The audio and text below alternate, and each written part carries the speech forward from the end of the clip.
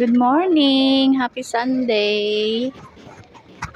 Happy Sunday guys! Ngayon ay day off natin. Nandito tayo sa park. Naantay ko yung mga kasama natin. Pero habang inaantay ko yung mga kasama natin, gusto ko lang magbigay ng ilang tips sa inyo guys. Yung mga nagtatanong sa akin na mag-vlog ako tungkol sa mga first timer or mga kailangan ng mga first timer na pupunta dito sa Hong Kong. Yung mga gusto mag-apply dito sa Hong Kong, may mga ilang tips lang ako sa inyo guys na madali lang ninyong i-acquire. Yan. Unang tips is yung bago ka pumunta sa agency, kailangan buo ang loob mo, ang isipan mo na mag-abroad. Kasi mahirap guys yung basta ka na lang mag-a-apply ng hindi bukal sa kalooban mo, yung napipilitan ka ba ganun. Kailangan buo ang isip mo kasi pupunta ka dito para magtrabaho, malayo sa pamilya, ganyan. Kaya dapat mentally, ganyan, mentally, spiritually, financially of course, na ready ka guys. Ayan.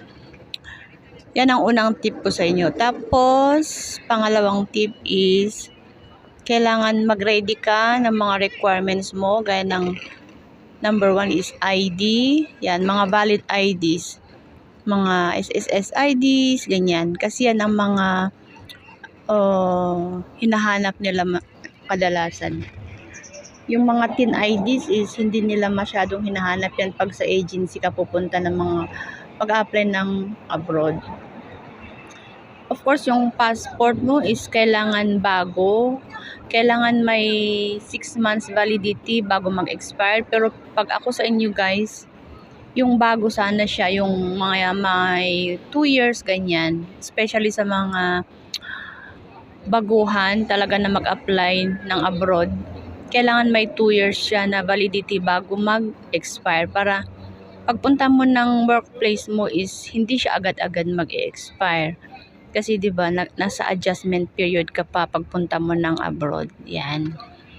Tapos yung mga kailangan pang requirements, yung mga birth certificate na galing ng PSA, yan.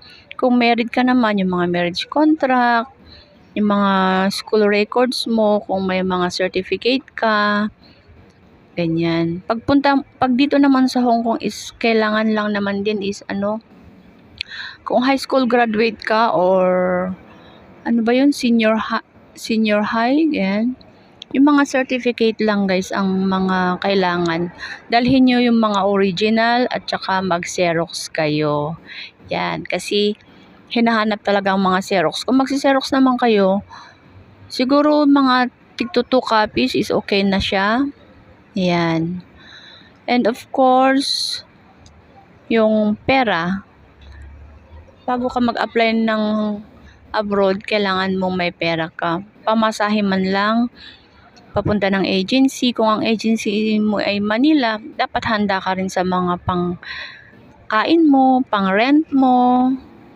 Kung mag-overnight ka ng Manila, kung need mag-rent ng tutulugan, overnight, ayan, kailangan handa ka rin dyan.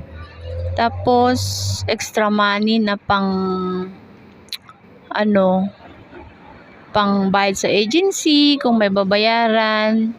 Of course, kasi noon sa amin guys, malaki rin ang placement fee. Pero parang ngayon wala yatang placement fee ngayon.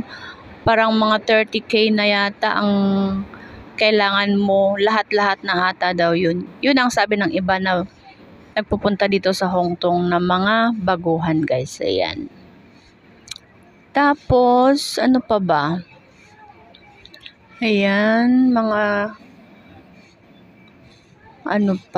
mga extra na pagpunta ka ng agency kasi kailangan mo rin ng mga extra na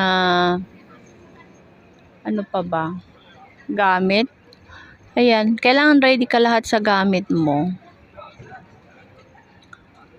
Para hindi ka na mamimili. Tsaka pagpunta ka ng agency guys, pag halimbawa Maynila ang agency mo, magdala ka ng extra food, biscuit, ganyan. O kaya kape mo, magkuha ka sa extra magdala ka ng extra food mo kasi hindi lahat ng oras ay makakain ka ng oras.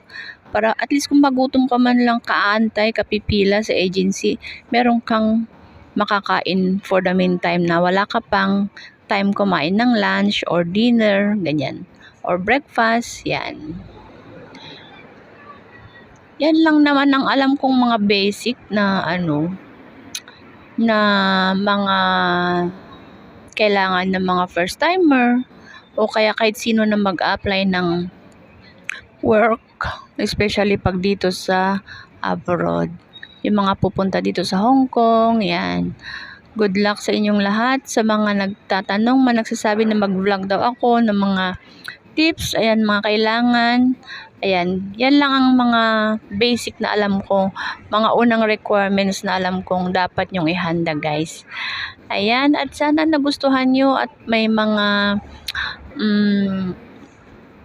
natutunan kayo or